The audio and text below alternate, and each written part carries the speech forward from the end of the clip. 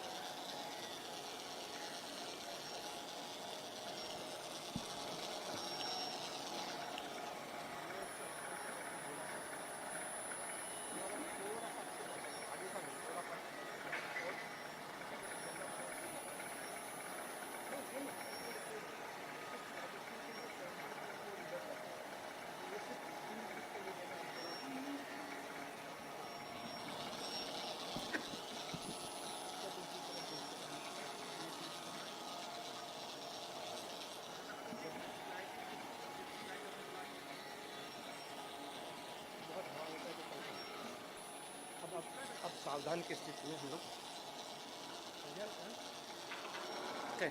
सलामियां दो जैसे थे ध्वज गीत शुरू करेंगे। झंडा ऊंचा रहे हमारा विजयी विश्व तिरंगा प्यारा, झंडा ऊंचा रहे हमारा सदा शक्ति दर्शाने वाला, प्रेम सुधा बरसाने वाला, वीरों को हर्षाने वाला, मातृभूमि का तन मन सारा, झंडा ऊंचा रहे हमारा, शान न इसकी जाने पाए, चाहे जान भले ही जाए, विश्व विजय करके दिखलाए, तब होए प्रण पूर्ण हमारा, झंडा ऊंचा रहे हमारा विजयी विश्व तिरंगा प्यारा, झंडा ऊंचा रहे हमारा। परेड विश्राम।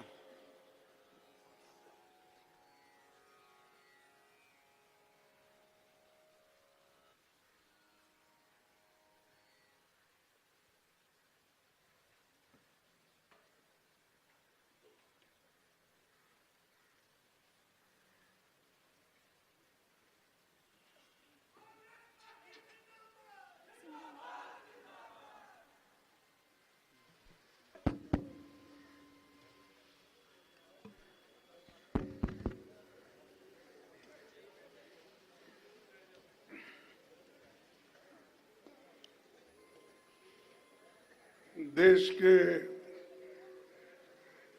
सभी कांग्रेसजनों को कांग्रेस के स्थापना दिवस पर हार्दिक बधाई देता हूं। आप सभी को नए साल की भी अग्रिम बधाई।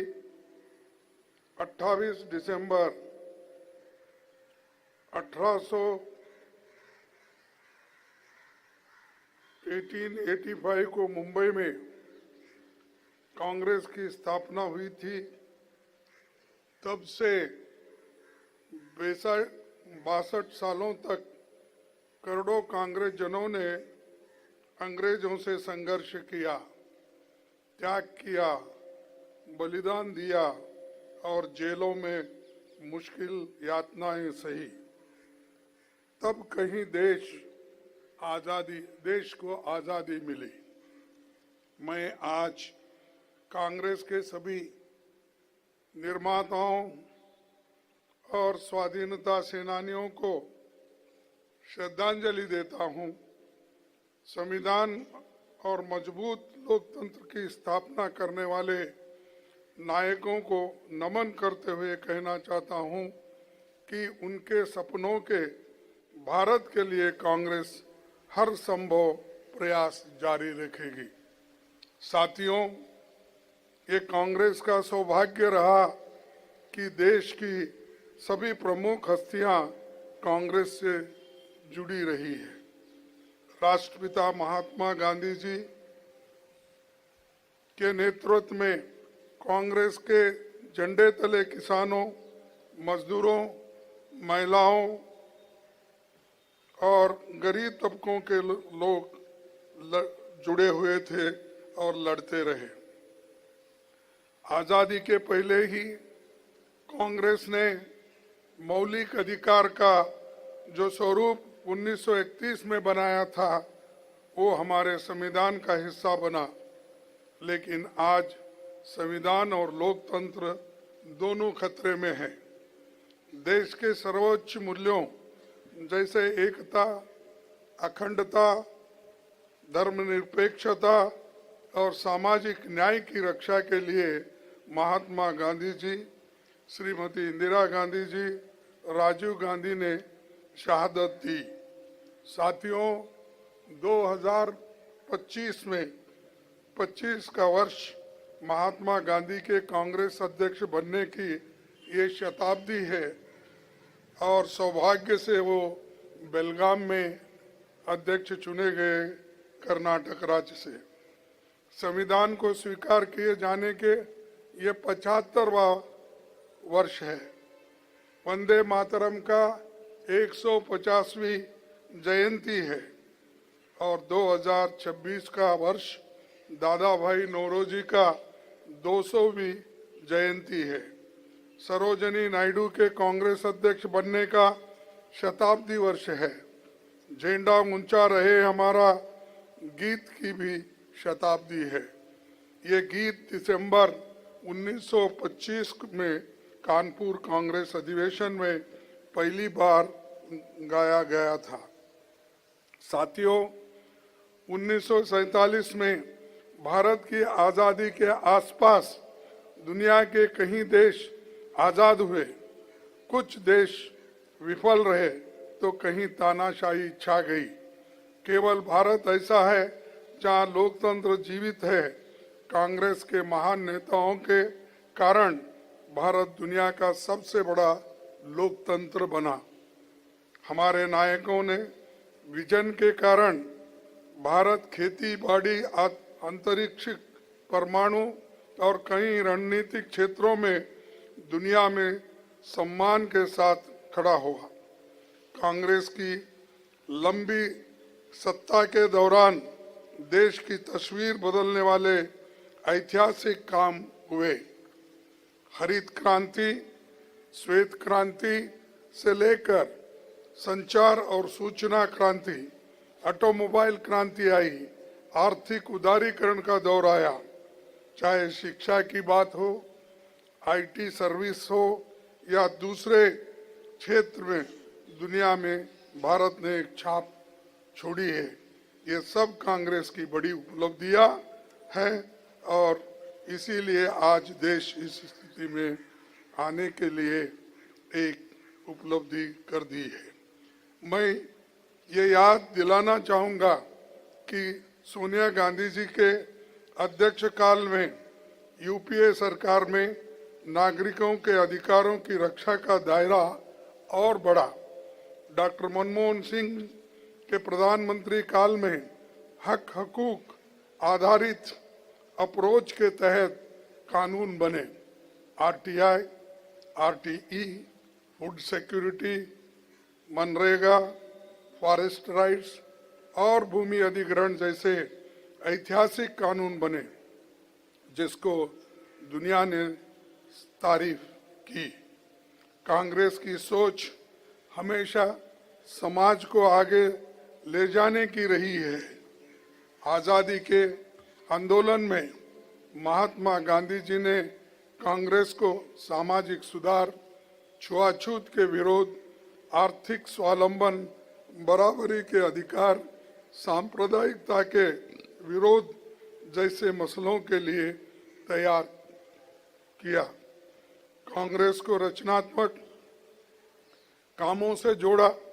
कांग्रेस की सोच हमेशा बड़ी थी, लेकिन पिछले 11 वर्षों में मोदी सरकार ने कांग्रेस द्वारा बनाए गए संस्थानों को कमजोर किया जा रहा है। राष्ट्रीय संपदा के साथ जल, जंगल और जमीन खतरे में आज आई है। आरएसएस, बीजेपी के नेताओं ने देश का संविधान, तिरंगा झंडा, अशोक चक्र और वंदे मातरम तक को नहीं स्वीकार किया। उनको समाज की प्रगति के लिए बनने वाले कानून से विरोध था। वे बलिदान और त्याग से हासिल जनता के अधिकारों को कुचलने में लगे हैं। जिनके पुरखों की फ्रीडम मूवमेंट में कोई भूमिका नहीं थी, आज जनता के अधिकारों को छीनने का काम कर रहे हैं। हमें उनकी ऐसी कोशिशों का हर स्तर पर डटकर मुकाबला करना है। साथियों, पिछले 140 सालों में कांग्रेस ने कई उतार चढ़ाव देखे हैं। हमारे पास दादा भाई नौरोजी से लेकर महात्मा गांधी जी, सरोजिनी नायडू, सरदार पटेल, नेहरू जी, मौलाना आजाद, नेताजी सुभाष चंद्र बोस, राजेंद्र बाबू जैसे महान नायकों की विरासत है। हमारे नायकों ने हमें सिखाया कि देश और जनता को सशक्त बनाने के लिए हमें लगातार काम करना है। हमें अपने गौरवशाली परंपरा के अनुरूप सभ्य और शालीन भाषा में अपने विरोधियों को मजबूती से जवाब देना है। हमारे नायकों ने सत्य के रास्ते पर चलना सिखाया। हम उसी मार्ग पर चलकर विजय हासिल करेंगे। गांधी जी तो यहाँ तक कहते थे कि सत्य तब भी टिकता है जबकि उसके पक्ष में जनसमर्थन न हो। मैं और एक बार इसके लिए सत्य भी टिकता है जबकि उसके पक्ष में जनसमर्थन न हो, पर हमारे पास सत्य भी है और जनसमर्थन भी है। हाल में रामलीला मैदान की रैली में भारत जोड़ो यात्रा और भारत जोड़ो न्याय यात्रा जैसे कई मौकों पर देश की जनता ने विराट जनसमर्थन हमें दिया है। साथियों, पिछले 11 सालों में बीजेपी सरकार ने चंद पूंजीपति को फायदा पहुंचाने के लिए कई कानूनों को बदला। मनरेगा को नष्ट कर दिया जा रहा है। जल, जंगल और जमीन की लूट जारी है। सरकार फर्जी आंकड़ों से खेल रही है और सच छिपाने के लिए अभी तक सेंसस नहीं कराया जा रहा है। साथियों, आप सभी जानते हैं 2025 में महान नायिका इंदिरा गांधी जी के नाम पर ये भवन कांग्रेस का स्थायी दफ्तर बना। हमारे सीपीपी चेयरपर्सन सोनिया जी के अथक प्रयासों की ये देन आने वाले समय में संविधान और लोकतंत्र की रक्षा का केंद्र बिंदु बनने जा रहा है। 100 साल पहले कांग्रेस अध्यक्ष पद का दायित्व संभालने के बाद सरोजिनी नायडू जी ने कहा था, स्वतंत्रता के युद्ध में भय एकमात्र अक्षम विश्वासघात है, निराश एकमात्र अक्षम पाप है। आज हम आजादी की छाव में हैं, पर उनकी बातें आज भी अहमियत रखती है और आज हम संविधान और लोकतंत्र को कायम रखने के लिए मनरेगा जैसे जनता के अधिकारों की रक्षा के लिए लड़ रहे हैं। मैं देश भर के सभी कांग्रेस जनों से अपनी ये अपील दोहराना चाहूंगा कि एक स्वर में एकजुट होकर मनरेगा को बचाने के लिए जन जन के बीच जाइए। इसके लिए हमें दांडी मार्च और भारत जोड़ो आंदोलन जैसी भावना के साथ जुटना होगा। गरीबों और कमजोर लोगों के हक में मनरेगा की बहाली के लिए हम हमारे सरकार को मजबूर करेंगे। आखिर में आज स्थापना दिवस पर एक बात साफ कहना चाहता हूं, जो कहते हैं कांग्रेस खत्म हो गई है, उन्हें बताना चाहता हूं, हमारे पास सत्ता कम हो सकती है, लेकिन हमारी रीढ़ अभी भी सीधी है। हमने समझौता नहीं किया, न संविधान से, न धर्मनिरपेक्षता से, न गरीब के हकों के लिए। हम सत्ता में न हो, लेकिन सौदेबाजी नहीं करेंगे। कांग्रेस ने कभी धर्म के नाम पर वोट नहीं मांगा। कांग्रेस ने कभी मंदिर मस्जिद के नफरत नहीं फैलाई। कांग्रेस जोड़ती है, बीजेपी तोड़ती है। कांग्रेस ने धर्म को आस्था ही रखा, पर कुछ लोगों ने धर्म को राजनीति बना दिया। आज बीजेपी के पास सत्ता है, लेकिन उनके पास सच्चाई नहीं है। इसीलिए कभी आंकड़े छुपाए जाते हैं, कभी जनगणना रोकी जाती है, कभी संविधान बदलने की बातें होती है। जो आज इतिहास पर भाषण दे रहे हैं, उनके पूर्वज इतिहास से भाग रहे थे। कांग्रेस विचारधारा है और कांग्रेस विचारधारा कभी मरती नहीं। साथियों, इसलिए कहता हूं, ये लड़ाई चुनाव की नहीं है, ये लड़ाई भारत की आत्मा की है।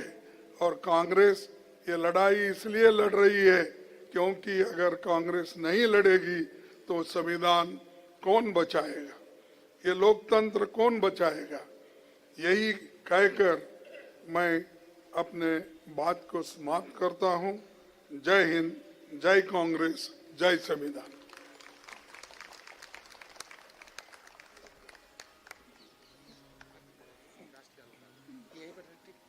ठीक, नहीं मैं स्लोगन तो देता हूं एक।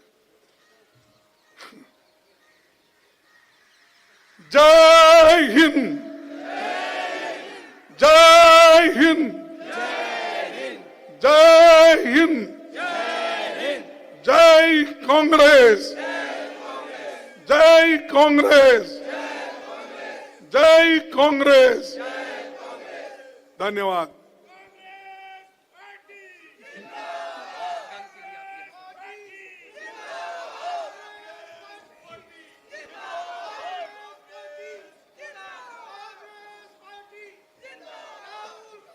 परेड, सावधान। राष्ट्रगान शुरू करेंगे। जन गण मन अधिनायक जय हे भारत भाग्य विधाता। पंजाब सिंध गुजरात मराठा द्राविड़ उत्कल बंग। विंध्य हिमाचल यमुना गंगा उच्छल जलधि तरंगा। तब शुभ नामे जागे, तब शुभ आशीष मांगे। गाहे तब जय गाथा, जन गण मंगलदायक जय हे भारत भाग्य विधाता। जय हे, जय हे, जय हे, जय जय जय जय हे। आजाद हिंद, कौमी नारा, विश्राम।